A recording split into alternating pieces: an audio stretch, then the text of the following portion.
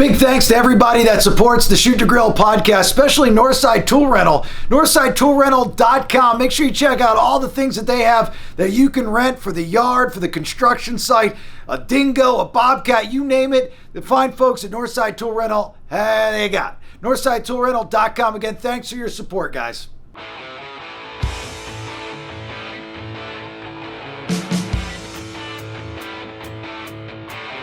Shoot to grill, aim to chill.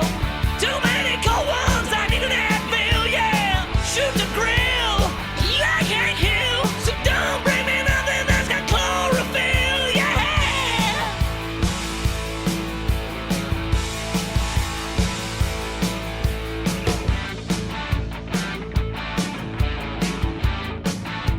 And welcome to the Shoot to Grill podcast. My name is Jason Bailey. Again, we are here at beautiful Atlanta Grill Company in beautiful Roswell, Georgia. And I've got, as always, Rashid to my far, far left with PhillipsBarbecueCo.com and our special celebrity guest this week. And I don't know how to introduce you, John, because you do so many damn things. So I guess we'll go to the go-to, the guitarist and vocalist for the Zac Brown Band, John Driskell Hopkins. But you got your own thing. You got soundtracks to movies. You grill. And you're just a hell of a nice guy, too. So. Oh, thank you so much. Thanks for having me. Yeah, man. Appreciate you coming out. Thank you. So before we get into talking everything, John, and music and whatnot, Sheed is an amazing cook. Just let me tell you that. I do all right.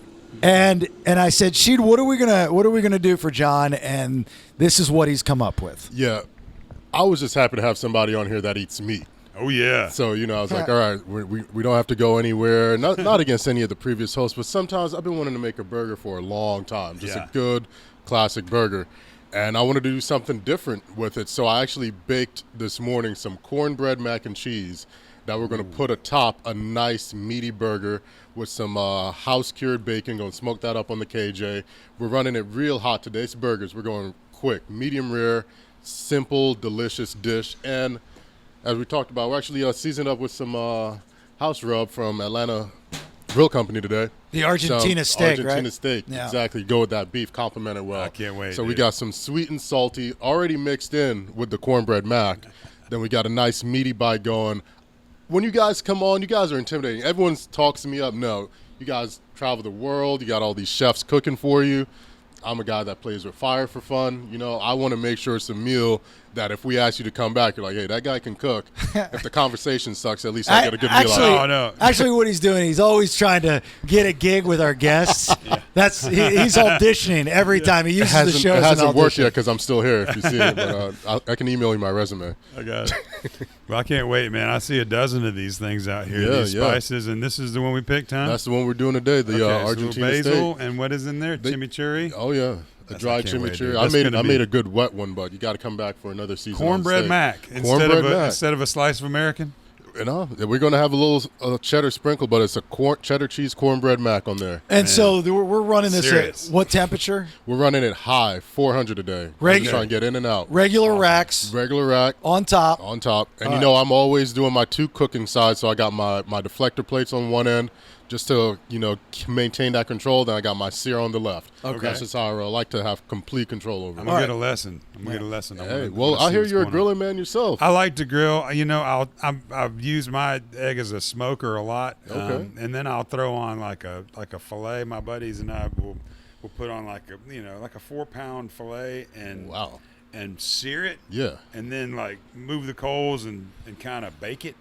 I don't know what all the technical grilling terms are, but at the end of the day, once you cut it open, it's insane. The thing is that and what, even as simple as it may seem, and again, you got to start with good meat. It all has to be good meat, and everything that we use on Shoot to Grill we get from Terry and AtlantaSteakandSeafood.com, and he'll ship it anywhere. And if you live in the area, he rolls up in his big refrigerator truck and brings it to your house. But you got to get good meat. You got to start with a good meat. This will all be on the grill cam. So simple burger, it's important because how Sheed's going to do it, or John, even how you're doing it, everybody's got their own technique, and you can learn from each other and take bits and pieces. I don't think there's really a right way, or I guess the wrong way is when you're How I did my Burn it up. yeah, my wings one Yeah, time. the I fell wing- the asleep wings when I got had them in the basket and they disintegrated. So, all right, brother. Well, you want to get on the burgers? Yes, sir. All right, get on the burgers, and then when they're done, just bring them over, and we'll stop whatever we're talking about to eat some food. Awesome. She's going to be on the grill cam that you can check that out. John, let's start because there's so much to talk to you about. I want to go from the very beginning back to your FSU days. Okay. All right. So you've been a musician for, I mean, you're really your entire life, but that Tallahassee scene in Florida, there was kind of something going there in early to mid 90s, wasn't there? Yeah, I got there in '91. I was a transfer from Georgia. I went to Georgia for 2 years and didn't do much artistically there. But when I got to Florida State, it was to pursue theater, and I was in a band in 3 days. I was really quickly involved in the music scene there, and we played a lot of cover gigs for the first year, and started writing during that year. And the second year in my band, we put out a cassette. Cassettes were still a thing. I was going to say, what is that? And then at the end of the next year, we put out a CD. It was 15 songs, which are a little long for then, but we had changed the name of the band to Distant Relatives, and we had started pushing ourselves as this progressive hard rock band with singer-songwriter sensibilities, and we just didn't get it together long enough to last. But my move to Atlanta happened right after that in '95. So that's when I started playing a bunch of acoustic gigs at Eddie's Attic and playing all over the Buckhead scene to make money, and just getting my entertainment chops up, and working in studios that I built along the way to make ends meet. Yeah. Well, you would think because so you're at UGA before FSU, right? Yeah. Okay, so even that scene, Which was killing. Yeah, I mean, you had Yeah. the B-52s, the REMs. Those were those are the two biggest ones, Yeah. right? Yeah.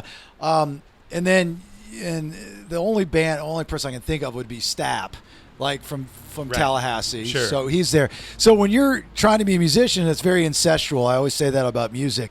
You cross paths at playing gigs and bars and stuff. Is it like, are you crossing paths with these guys and saying, I kind of want to get into that style of music, or I have in my head what I want to do? We came up listening to a lot of the same stuff, and I'm still friends with all the cats from Creed, and Scott and I emailed within the past year about what we've been got going on. This new stuff's good, by the way. It's good. I've heard it. It's, really good. fantastic. Yeah, And good for him.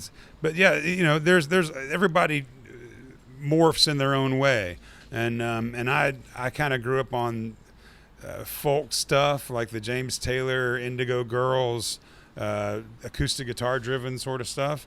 And so when I went to the heavy rock side, when I got influenced by Guns N' Roses and Nirvana and Pearl Jam and Soundgarden and all these amazing bands that were playing heavy music in odd times, and it just spoke to me. And so my sound in the early 90s changed to that with my band Brighter Shade.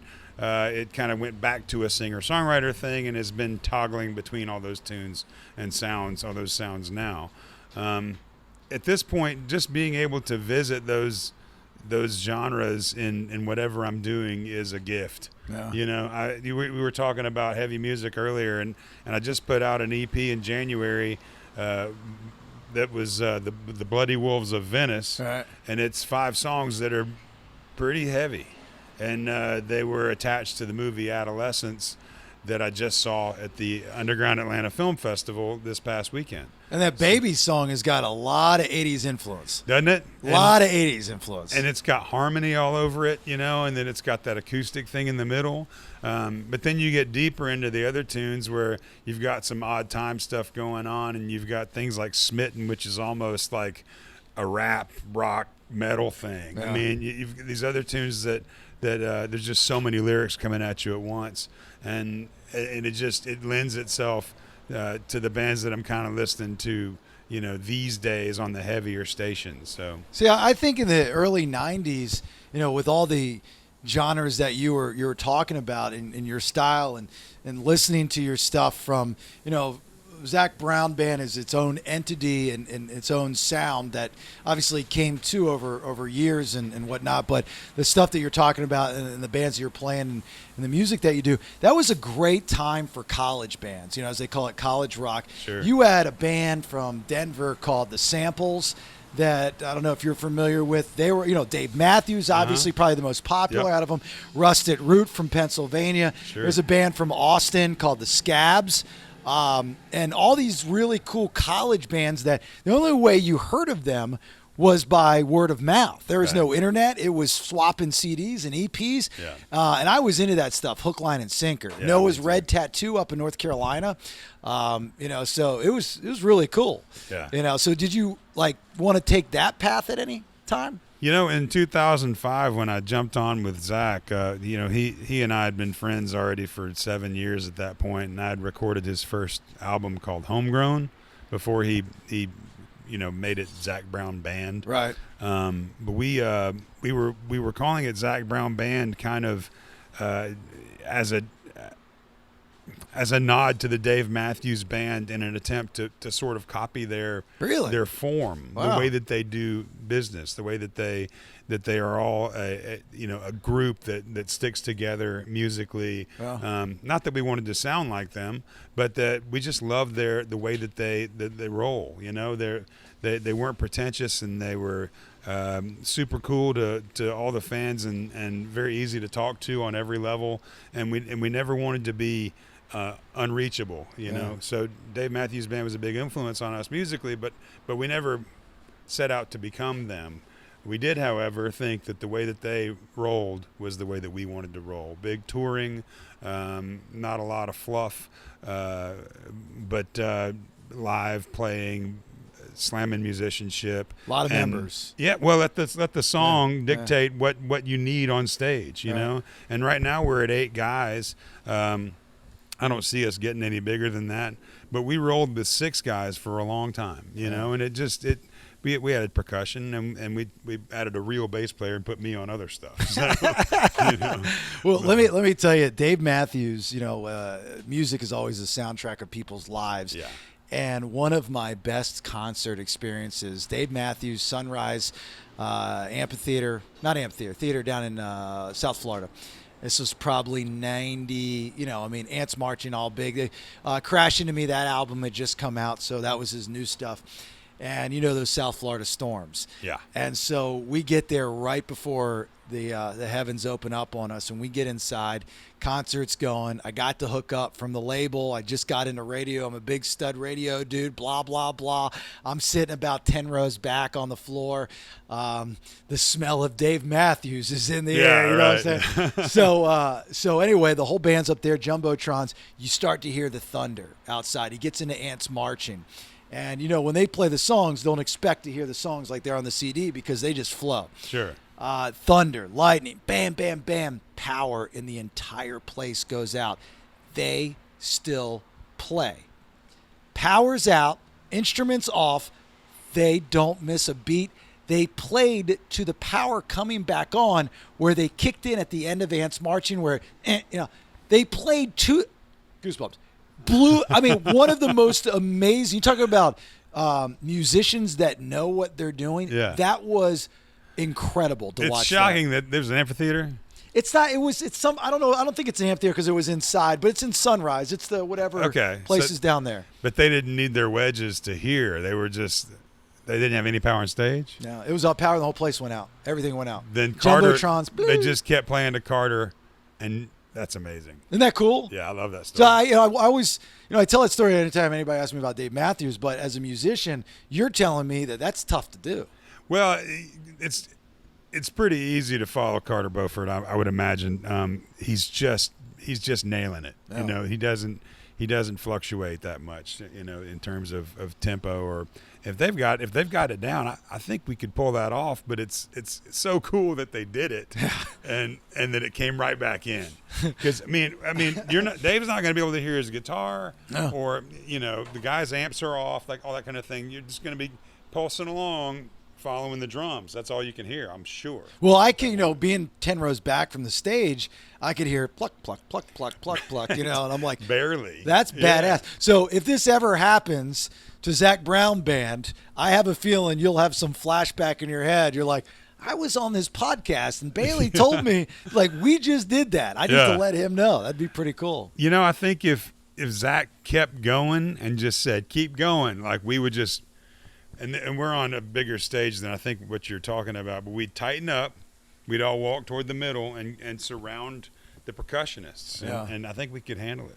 Well, Zac's big kind of coming out party to the people, the fans, was that award show when he did Devil Went Down to Georgia, right? Comes up CMA Awards. Yeah, CMA, and he joined.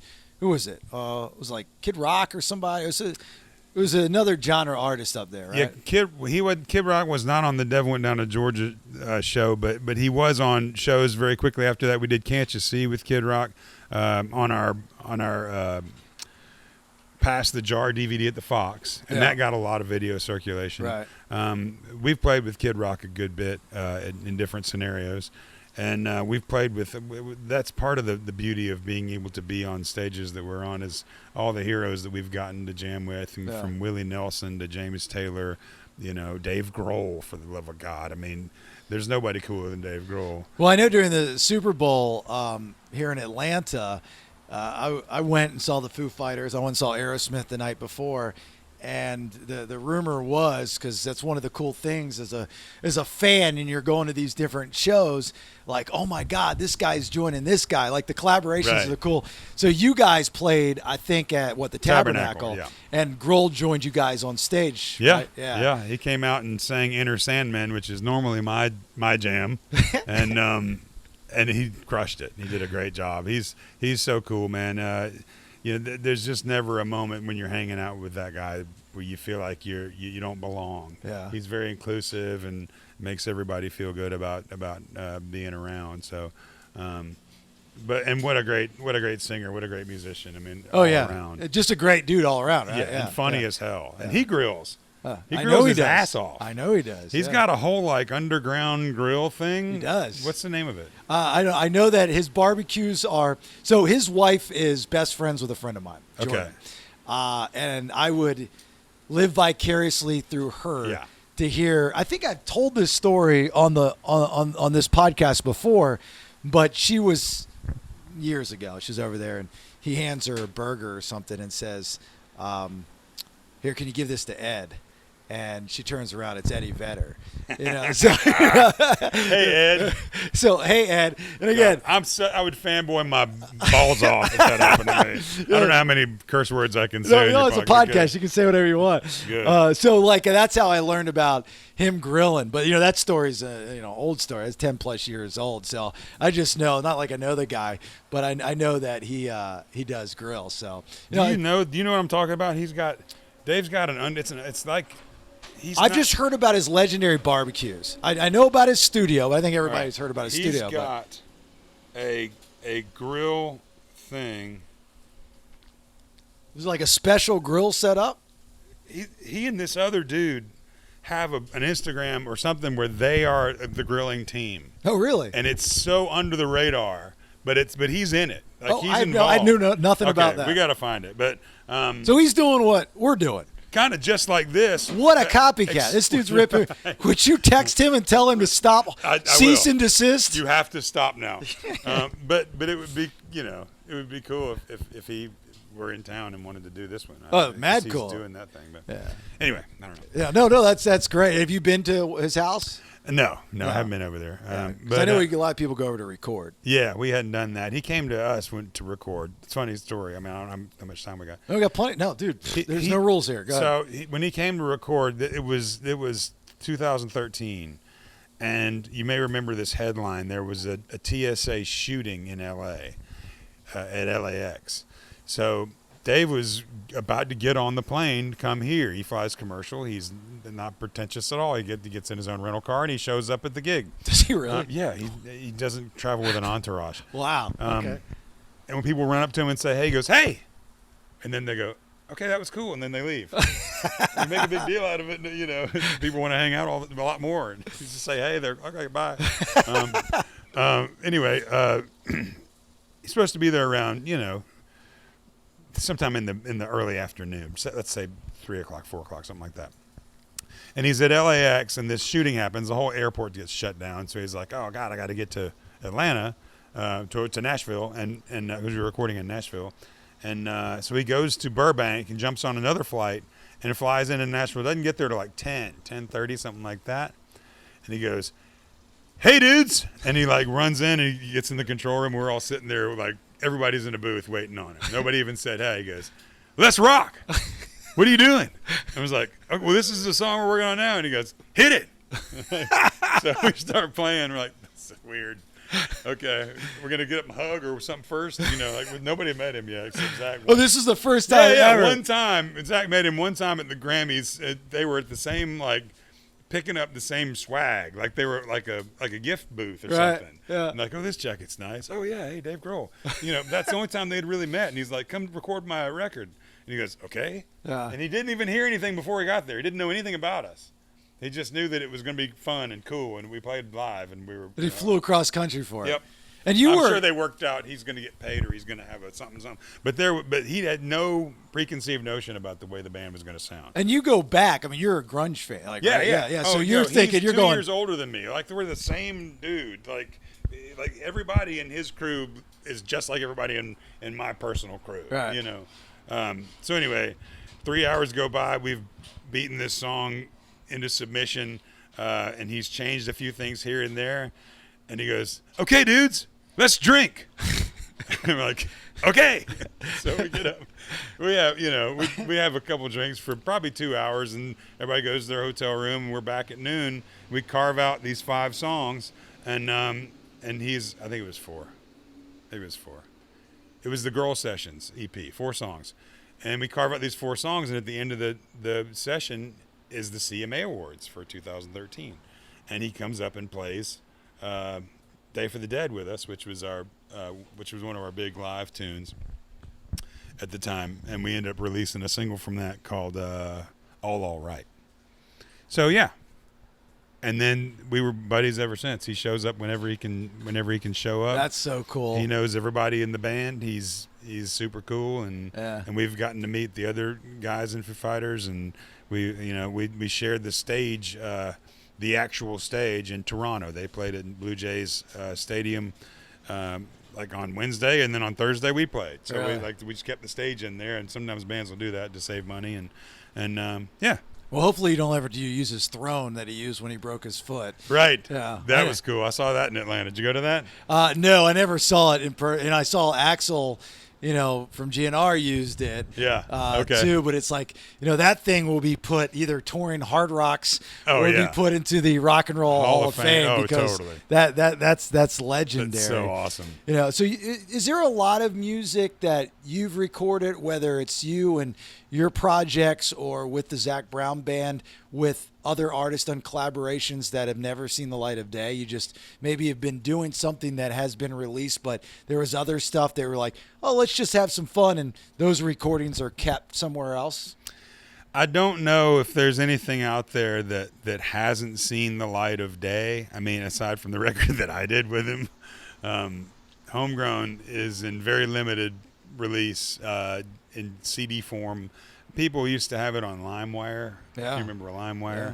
So when we first started getting popular, before the Foundation came out, people were trading LimeWire copies of Chicken Fried and Whatever It Is, which are 2 tracks from that record. We recorded them again for the Foundation, but I recorded them first for Homegrown, and then so people had the music on LimeWire, and they were sharing it that way by the thousands. And I got on there one day and was like, wow, I didn't realize that there's so many people were into these recordings, but you can't find them now. You can find them on eBay sometimes. They actually go for a pretty good penny for those who actually want the CD with artwork and stuff. People are selling them for a couple $100, I think. I don't know. You ever get sick of playing Chicken Fried? Sometimes, but the real answer is no. I don't get sick of it. But we have played it a lot, and you know, I have friends in cover bands that say, I've played Chicken Fried more than you. I'm like, I don't know, bro. I'm 15 years deep. I think I got you. You know, like. Is it true Zac changes a lyric every night with that song? Not every night. Well, it's the same lyric every night. Yeah. He's always done that. He's always said, instead of in the radio up, he says, get her legs up or something like that, where you can either take it as she's dancing or you can take it as there's some hookup going down or something. It's just this innuendo that he throws in there that was popular in the bars. And it goes over most people's heads. Right. Well, you got to keep it. I'd assume keep it. I mean, like a comedian, he's traveling around, he's doing the same stick. Yeah. Eventually, he's got to change his stick. You know, but this is the song, you know, you go to different cities all over the world, you know, they want to hear, you know, Chicken Fried, one of many. So we started playing whatever it is, reggae, you know. We ended up doing Toes, broken down acoustic sometimes. It does get old to do it the same way all the time. But you got to dance with the one that brung you, you know, and Chicken Fried will always, it still sells more songs, more copies than anything else that we put out today. Yeah. Well, I mean, you go into the grocery store. Yeah. And you hear it. I mean, where's the oddest place you've heard a Zac Brown song? Oh, man, I hear them all over the place. You know, grocery store is one of those places. You know, if you hear one in a bathroom somewhere, you're always taken back. You're always like, really? There's bathroom music and my band's on now? You know, you're like, we made it. Yeah. We're at a train station bathroom. All right. Yeah. You know you've made it when your song's being played at a strip club. That's right. That's when you know you've made it. I guess, I bet there are some strip clubs that have Chicken Fried out there. Oh, I tell you, when the band Shinedown launched, I helped launch those guys back in the early 2000s, and I remember I text Brent Smith because I was at a strip club called Lollipops in Daytona Beach. I'd be there all the time. And I walked in, and they were playing a Shinedown song. Nice. And I texted them, and those guys, when the first incarnation of the band, they were just so excited that they were on the air. Now a little different, but so. They would text me, and I'm a nighttime radio jock at the time, whatever. And oh my God, you played Fly. So a couple years later, as they got momentum, became more popular, even off their first album, walked into Lollipops, and I heard Fly from the inside, and I was like, what? I text Brent, I was like, dude, you made it. You're in a strip club. He's like, That's yep, awesome. You're right. That's when you know you made it. We met them at the Grammys. They were in our hotel, and we got to hang out with them for a quick minute in the lobby. It seemed like really cool cats. Yeah, Zac, their guitarist, extremely talented guy. Yeah. Really, really. I mean, whatever. I won't get into the whole Shinedown story, but yeah, good dudes, great sound. Obviously found a lot of success, and I'm glad things are going good for them. You performed with Chris Cornell, right? We did. This is obviously a couple 3-4 years before his passing. Yeah, well, it might have been that many years. He was, I mean, he's a god, dude. Nobody's got a scream 2 like years, that. about 2 years before his passing. Yeah, it seemed a little closer than 3, but it was. We ended up putting him on a tune called "Heavy Is the Head." Zac, I can't remember who else wrote it with him, but we ended up using part of my song "Option," which is a Brighter Shade song, toward the end, and that got me writing credit on the tune. So I ended up being a writer on that tune too.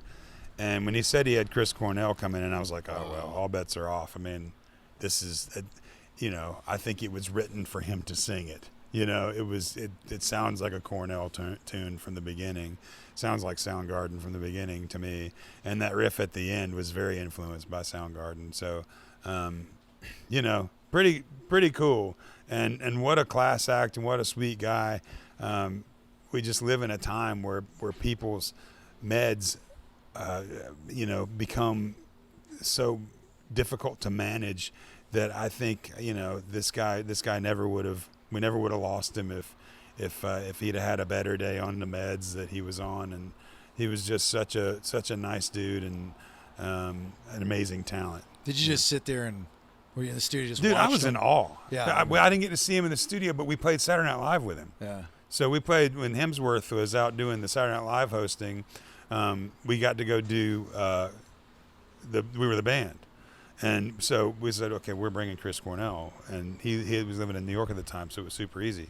And we did Heavy as a Head, and he's out there screaming. Now I was playing on stage with him on Saturday Night Live. I'm like, God, dude, Wake up. this is the thing. Wake up, John. This Wake is the up. thing. Like, I can't even imagine. If you get a chance to see that episode, you'll notice on I've got a Mesa Boogie Mark V, the burgundy wine crock head behind me, and on it sideways is a Tinker toy. My daughter, before I left the house, she was about 2, maybe it was I can't remember what year it was, but she was super tiny, and she said, Daddy, thank you, you're gonna need this, take this. Oh yes, Look at that. yes, take this. And she handed me a Tinker toy, and I was like, okay, I'm gonna need this. So I had it with me in my bag. I was like, you know what? I'm gonna put that on. We're gonna see that on Saturday Night Live. That's cool. So now when we play it back, I say, look, Hope, there's your Tinker toy. 4 or 5. It could have been 3 or 4 years ago. I saw you were doing an interview on a news station just recently. Was that her with you dancing around? That was the other twin. That's her twin sister. Yeah. That was Faith. That's she's just having a ball. Just a live television there, just Yeah. dancing to Daddy's music. Yeah, she had so much fun. That's Yeah, pretty cool. Up in Minneapolis. Before we bite out of this, the new album, The Owl, which came out September 20th, is how would you explain this in the discography of Zac Brown Band music? It's coming out September 20th. Right. It is. There's about half of it that will remind you of records past, like the old school stuff. There's a tune on there called "Shoe Fly Pie," which is a Wood Brothers tune, and it's kind of a funky, acoustically driven, total band tune. There's a song called "Me and the Boys in the Band," which is more of a swampy Skinner bluegrass kind of thing.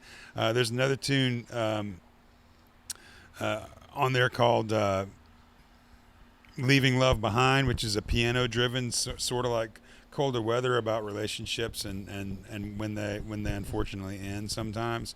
And then if you go to the other side of the spectrum, you're going to be into that. It's kind of like Beautiful Drug world, where we had a #1 on country that was called Beautiful Drug, and it was sort of an EDM song. It had that electronic drum sound, and the backbeat was kind of techno from where I would call it techno. Right. People call it EDM now. Yeah. But so there's some of that coming. There's a hybrid. There's a tune called OMW that when the band played it, it felt like Stevie Wonder. But when Skrillex added the beats back in, it felt like Skrillex. So it was kind of like when you put both of those together, you get this cool fusion of dance music that has organic instruments in it. So the harmonies are still there on lots of it. I can't even remember what the first single is going to be. We were playing God Given for a long time. We've been playing some of these tracks new on the set now. Leaving Love Behind has been dropped, but it was Someone I Used to Know was the main single, and that's another hybrid of electronic meets live band. You know, somebody already has the title, right? The Kings of Leon have that title. Yes. Did somebody not say, "Hey, look, maybe we should do a part 2 with the name of the song"? Right. Yeah. Well, there's that also. Somebody. Yeah. There was that one that Gautier. Or, Oh yeah, they Pink. had Yeah. Somebody or Fun. Was it Fun? No. I know what you're talking about. Yeah. Now you're just somebody that I used to know. Yeah. Somebody. Yeah. Do you guys get beat up as a country act when you incorporate, an EDM or probably not so much rock, but even if you get a little poppy, you get beat up on that? A little bit. I mean, our fans at our shows are diehards, so they're kind of expecting us to break the rules. I think it's tough when you've had so much terrestrial radio success to veer away from the one that brought you there. So considering that country is the radio format that we really got a lot of listeners from, they expect us to do what everybody else in country is doing, which is this. There's electronic drums there, but they're not rocking. Their backbeats are different. They're still kind of. It's like having a country drummer play a drum machine. But then they have dance tracks too. There's cats out there doing dance music on country radio. We're just not doing it the way they're doing it. So we still get a lot of love from country radio, but I don't think that we are probably in the forefront that we used to be. And I don't know how that's going to affect the future of our radio involvement. So I think country radio is in a tough spot. It was had such a burst with that bro country, and that really I think killed. This is my opinion, and I'm not a country music expert by no stretch, but that bro country really sucked the life out of what was always country. It was great for a minute, but then now where do we go? Bro country, as a whole, just feels to me like it's full of shit. I mean, it doesn't feel real to me. It doesn't feel like there's a lot of honesty in the lyrical content. And me as sort of a diehard idealist when it comes to lyrics, I don't always agree with anybody's music, including my own. Including the songs that I put out, I have to have a BS detector that's really strong, and I have to be very picky about what I put out. And I think in ZBB we're trying to bridge that gap. We're trying to bridge the gap between fun songs that may not be as lyrically poignant with songs that if you don't cry, you're not alive. Right. Like that kind of thing. Like we want to really bring people in with heartstrings, but we want to have a good time doing it. And it doesn't always have to be that old traditional dog's dead in truck, drinking your butt. I mean, those days are kind of done. But it can be very tricky to find content to write about that bridges that gap. And I think we're doing a great job. I think we're really keeping the fans involved on a live level, and we're trying to keep our fans engaged online. And we're putting good recordings out. Not everybody's going to like every single song, but you're going to find there's something on there for everybody. Well, live, Zac Brown Band live, one of the best shows, in case you guys have never seen it, you will ever see. And the thing is that every time that I've seen you guys perform, whether it's on a big stage, smaller stage, or at a private event, and what you did for the company that I work for in radio, you guys always sell out. And I say the sell out in a good way. It's not like you're cashing a check just to show up. You know what I mean? Right. You guys put your blood, sweat, and tears, and that's why I'm a fan, is because I can smell it too. Anytime a band rolls through town in December and they're playing a venue, it's a tax write-off, and they're picking up a paycheck. When you guys are performing, you put it into the tour, and it's a lot of heart and soul that goes into it. So, as a fan, I appreciate. I can see that. Thank you. And I would tell you, I would. Hey, we try to lay it out there every night, and we keep the show fresh every year. We never play the same set twice. We always have some sort of adjustment to even the things that we like. These days, we have to play to some tracks to keep the video content online. Yeah. Okay. So that's been tricky because we've done that in the studio, played to click tracks and things, but there have been 3 or 4 of these songs we put on tracks. We've just said, no more track. Get it? I don't care if the video is off. We can't. It doesn't feel good. And we know the difference. There's some tunes that just doesn't feel good when you play knee deep to a track. We're getting beat up by the lawn guy. Now that he's going away, I appreciate it. Hey, you see this burger in front of you, John? Yeah, dude. You ready? Yeah. I'm ready to take a bite. Yeah, you better put that. I'm going to try to one-hand it. This is definitely a hunch type of burger. So, again, do we have a name for this? Let's call this the hot burger for John. Yes. That's what we need to do. Every dish that you do, because we list everything on the website, is that we'll name it after our guests. So we're going to call this the hot burger. How about that? Burger. Okay, you ready? You keep bumping gums, I'm going to eat. Oh, my God. That's so good. Gee, that's good. Dude. That's really good. Chef Rusty might have some competition, huh? Yeah. Chef Rusty's the band for the chef for Zac Brown Band. I just play with fire. That's it. Yeah. That's a good burger. Man, thank you, brother. Thank you. All right. I'm going to let you eat. We're going to finish this up.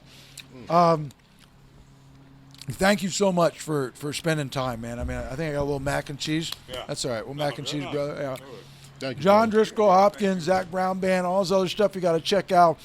The movie Adolescence, where you did all the music for it, right? Not just Baby, but you did. No, I did 7 songs. I want to see. I want everybody to see the burger. But you also acted in it too. You're Spider. Yeah. Your drama skills are paying off from FSU. Well, yeah, Spider is a Hey, maybe he actually likes my food. I do. Yeah, it's good. Spider is a small role. Let me get my thing back. Well, Spider is a small role in the film. The film is about kids trying to get out of their tough family situations, and they turn to drugs and they get off of them, and they're fighting a bunch of demons that they're dealing with in Southern California. I was able to contribute 7 or 8 songs to the film, 2 of which get performed live in the movie. So there's a band scene in the movie where I'm actually the lead singer, and that was what was cool about this movie for me, is I got to have a few moments on the set with Tommy Flanagan from Sons of Anarchy and Gladiator. Uh-huh. You know, the guy with the Tommy Flanagan. I know who you're talking about. Anyway, super cool actor from the UK who's got such a badass look and such a badass delivery on everything, and he did a fantastic job as my buddy in the show. He's also his character's name was Shepard, and he kind of helps these kids get in and out of trouble, mostly out of trouble. And so he was in the band with me. He's not a player, but he did a great job of getting on stage with us. And then we put out that 5-song EP with Baby on it. Baby was kind of conceived. The baby was conceived in the movie during one of these little improv scenes in the beginning of the movie. So you get a chance to see it. It's really a lot of fun. I want to do that. That's what I want. The acting gig where I'm a musician, but I'm not really playing, like Jimmy and the Shrimp Shack Shooters from The Wonders. You know, that thing you do? Yeah. You know, when they're up there, they're not playing. It's like, it's not on. Yeah, just go ahead and try it. It's just we're actors right now. All Totally. right. Look, man, let's eat our burgers. Sheed, thank you so much. Phillips. Thank you, Sheed. BarbecueCo.com. Sheed's got his stuff up there. Okay. Terry, AtlantaSteakandSeafood.com. That's where we get all of our meats. AtlantaGrillCompany.com. Buy KJ, buy a Napoleon, buy whatever they got. Yetis everything. inside. All kinds of good stuff. And all of our fine sponsors that are supporting the podcast, the show. We're doing some really cool things. Obviously, we have some great guests, so this is phenomenal. So, again, thanks for watching / listening to Shoot to Grill, and we'll talk to you soon. Bye! Sure. The meats on the Shoot to Grill podcast are amazing. Thanks to Terry and Atlanta Steaks and Seafood.com. You got to have good meat. You got to grill it up. You got to have the best in the business. That's what Terry has. So wherever you're at, he can ship it to you or drop it off. Atlanta Steaks and Seafood.com. Thanks, Terry.